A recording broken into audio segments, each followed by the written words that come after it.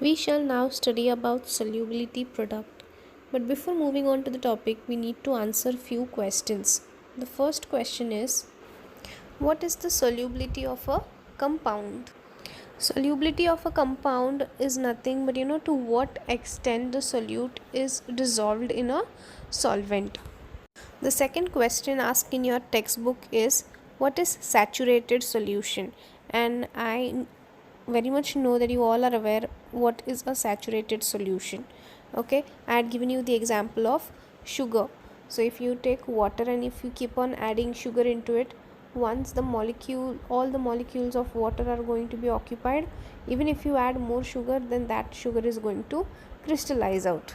So basically you can say that saturated solution is a solution in which no more solute can be dissolved in the solvent. The third question is, what is meant by sparingly soluble salts? You can say sparingly soluble salts are those salts which have lower solubility. So now let us study about solubility equilibria.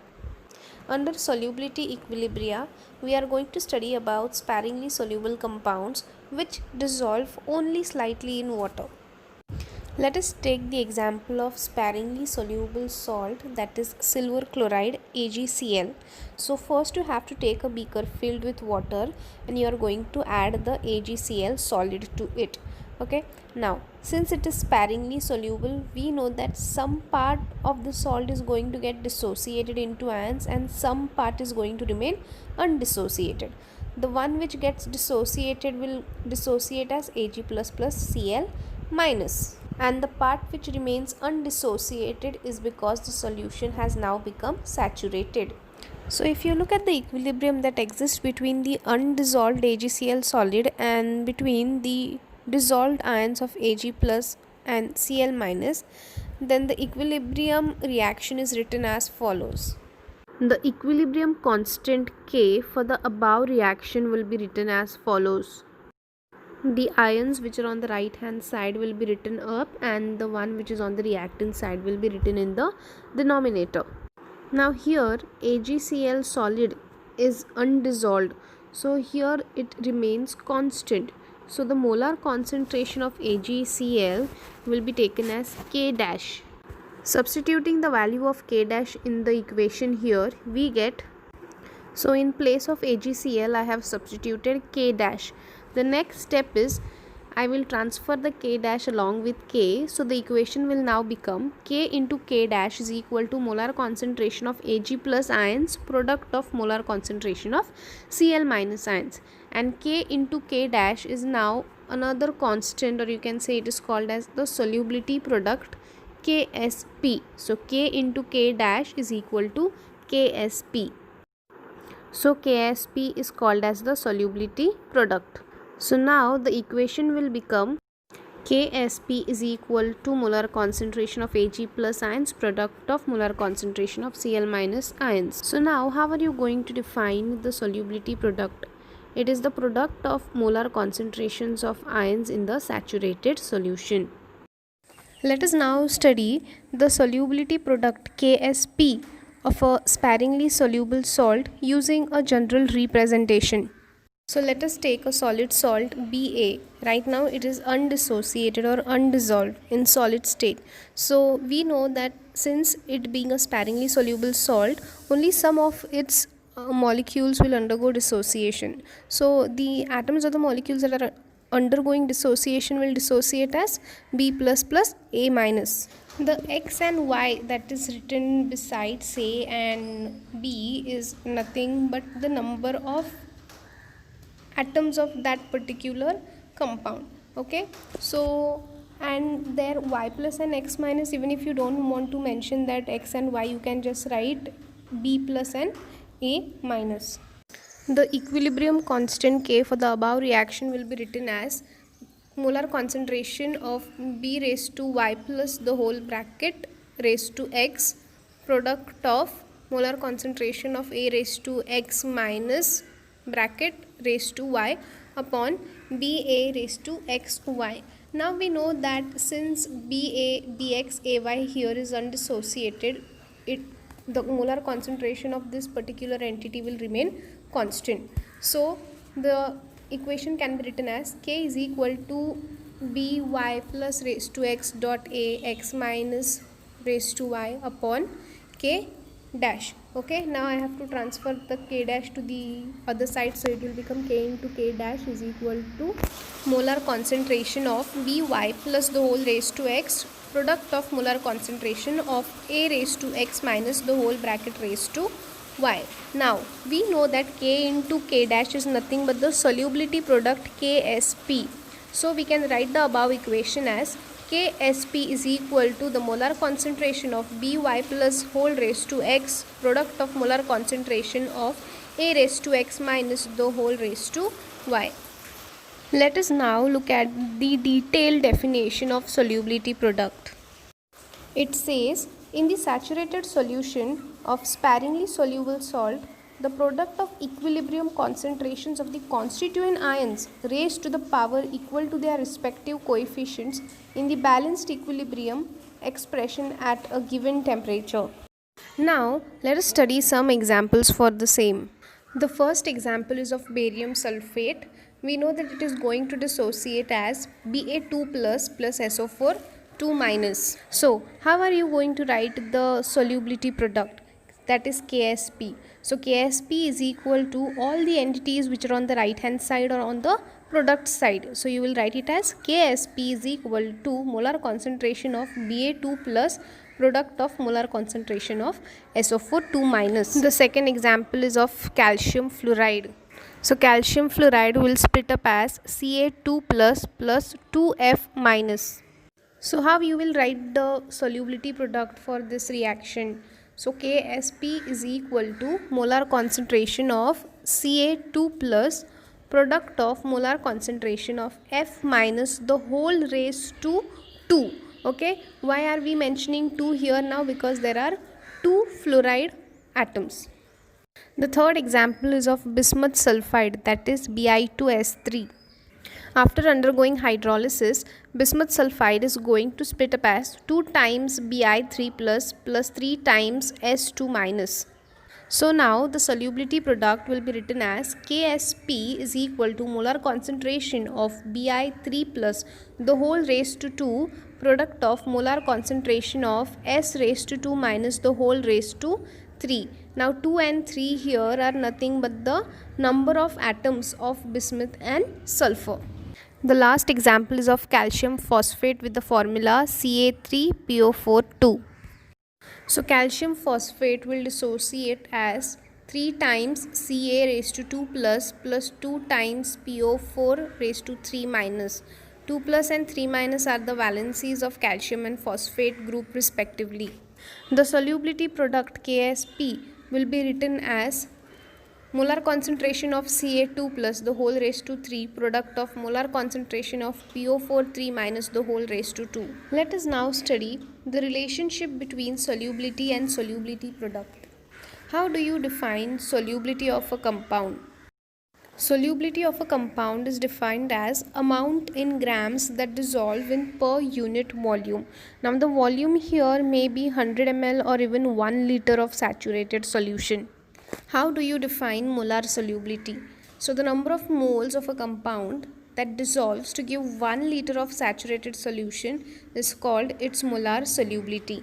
So you know how many moles are required to actually form 1 liter of saturated solution will give you the molar solubility.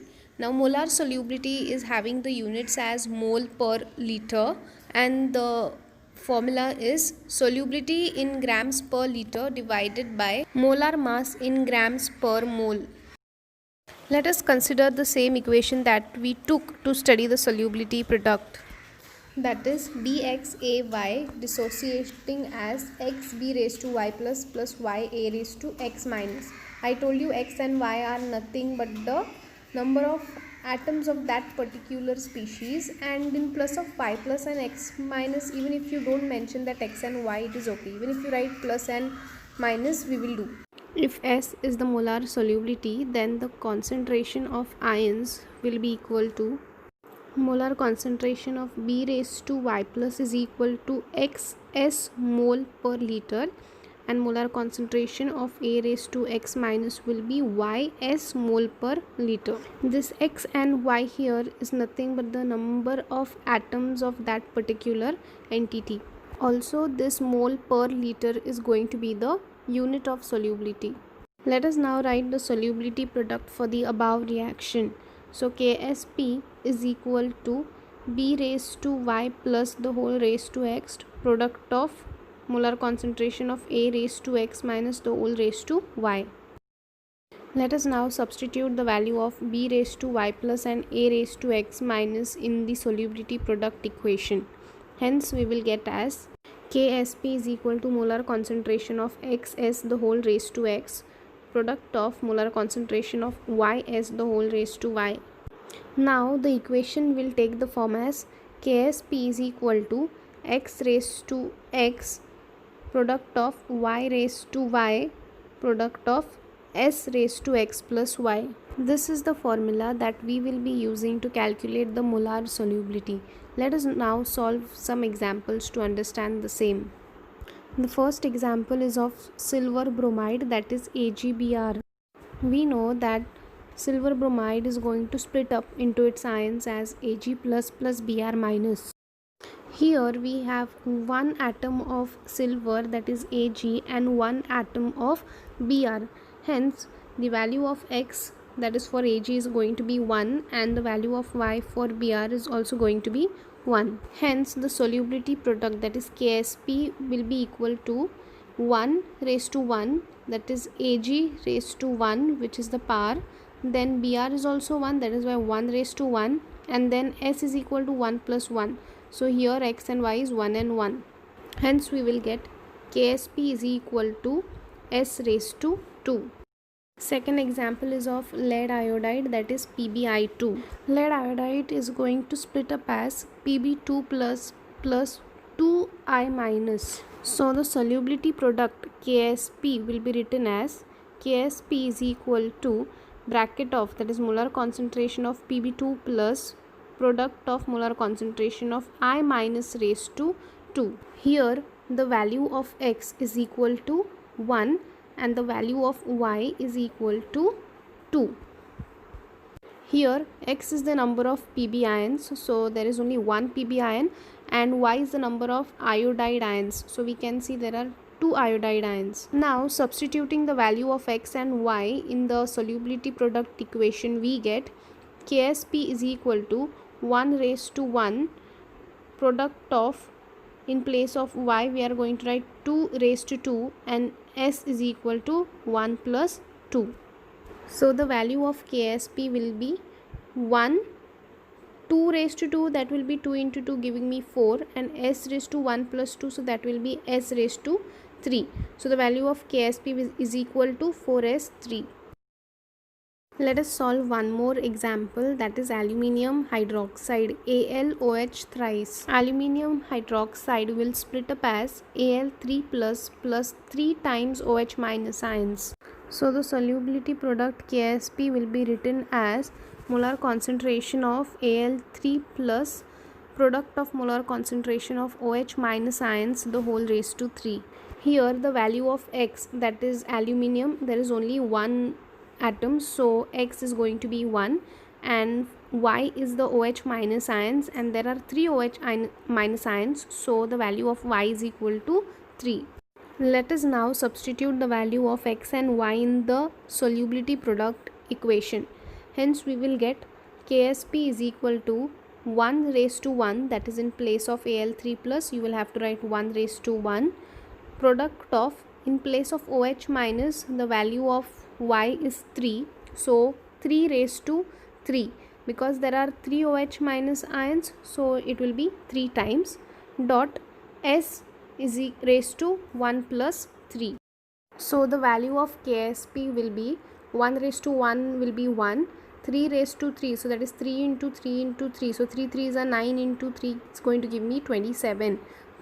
Product of s raised to 1 plus 3, that is going to give me s raised to 4. So the final answer will be Ksp is equal to 27 s raised to 4. So I hope by now you must have understood how to calculate the solubility product for a particular compound. Let us now study the conditions required for precipitation. So, what is this precipitation? Precipitation is a chemical process in which solid material separates from the liquid. The ionic product of an electrolyte, which is denoted by capital letters IP, is very much similar to the solubility product KSP.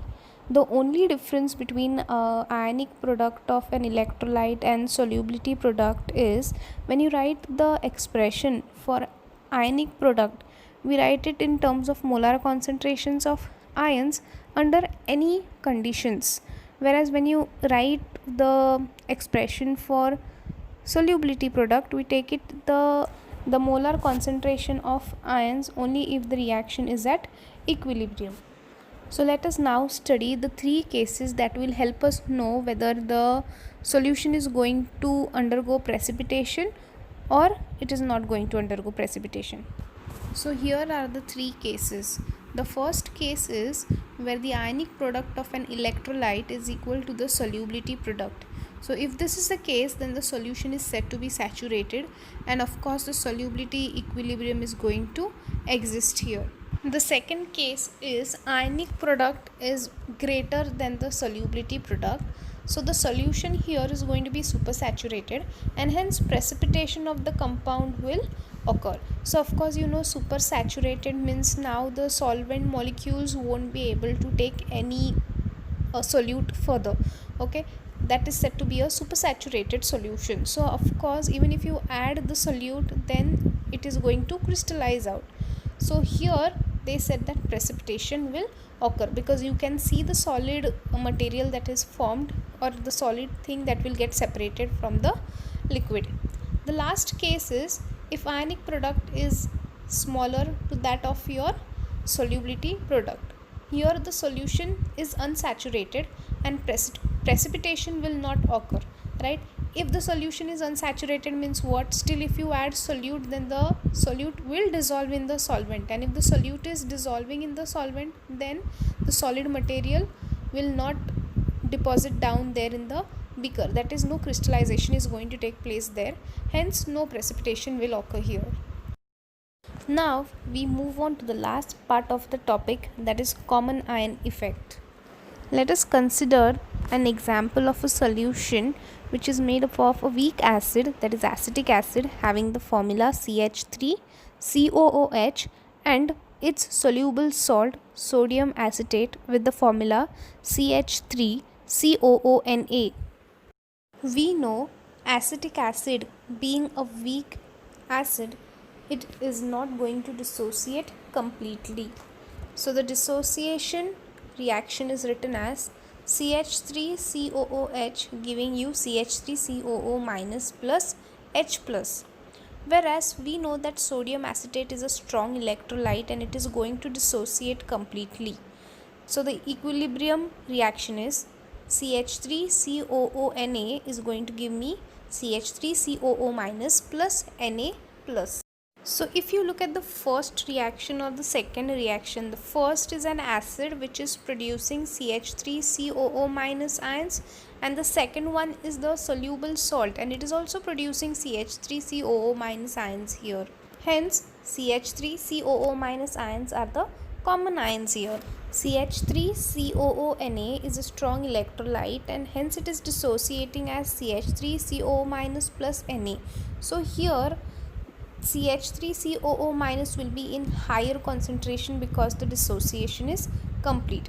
When you compare it with acetic acid, here the dissociation is partial, so the concentration of CH3COO minus is going to be less. According to Le Chatelier's principle, we have to take the CH3COO minus ions from the soluble salt of sodium acetate and add it in acetic acid, which is the weak acid. So we will get to see that the amount of CH3COO minus ions is going to increase, and because of increase in the CH3COO minus ions on the right hand side, it is going to shift the equilibrium towards the left side. Now what exactly is this Le Chatelier's principle? It says that when you bring about change in temperature, pressure, volume, concentration, then it is going to bring about changes in the equilibrium state, or it is going to produce a new equilibrium state. Hence, you can say that the dissociation of weak acid, acetic acid here, is suppressed due to the strong electrolyte CH3COO Na, which contains the common ions CH3COO-. Let us now take a look at the definition of common ion effect. The common ion effect states that the ionization of a weak electrolyte is suppressed in the presence of a strong electrolyte containing an ion common to the weak electrolyte. So, the example of weak electrolyte we took here was acetic acid, and it was suppressed in the presence of a strong electrolyte, which was CH3COO-Na, that was the sodium acetate salt, which was having a common ion CH3COO-. And after addition of the strong electrolyte to acetic acid, what would happen? The number of the common ion, that is CH3COO-, would increase on the right hand side, and it would shift the equilibrium position towards the left, and this will also suppress the dissociation of your weak electrolyte. Next, we need to study the common ion effect and solubility. Let us now look at an example which explains the common ion effect. So, the hardness of water is due to presence of calcium ions. Okay, and it is surprising to know that calcium ions can be removed by adding more Ca2 plus ions in the form of lime, that is calcium hydroxide, to the hard water. So the OH ions of lime, it reacts with the HCO3 minus ions present in the hard water to form CO3 2 minus ions. So this below is just a reaction which explains the same, that is OH minus reacting with HCO3 minus ions to give you CO3 2 minus plus H2O.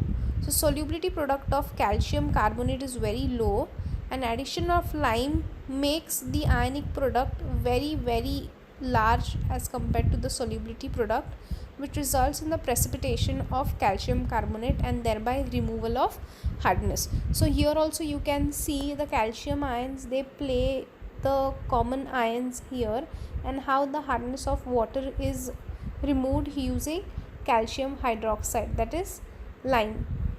The presence of a common ion is going to affect the solubility of a sparingly soluble salt. Let us now see how this happens. We are taking the example of silver chloride, AgCl, and AgCl will split up as Ag plus plus Cl minus.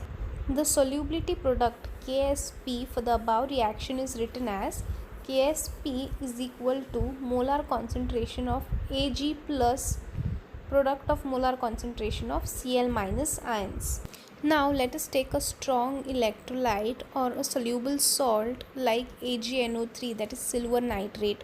Now it being strong electrolyte, it will dissociate completely as Ag plus plus NO3 minus. So you can see the dissociation of AgCl and AgNO3 here is producing a common ion Ag plus.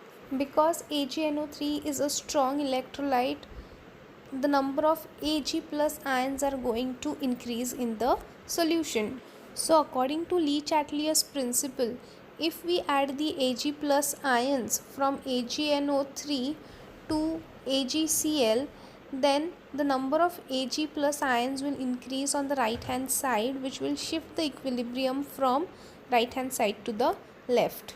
If you look at the reverse reaction of silver chloride, then it undergoes precipitation, but still it is favored until the solubility equilibrium is achieved. Here the solubility product is going to remain constant since it is equilibrium constant, but the solubility of sparingly soluble salt decreases with the addition of a common ion in the solution. So this is all about the common ion effect.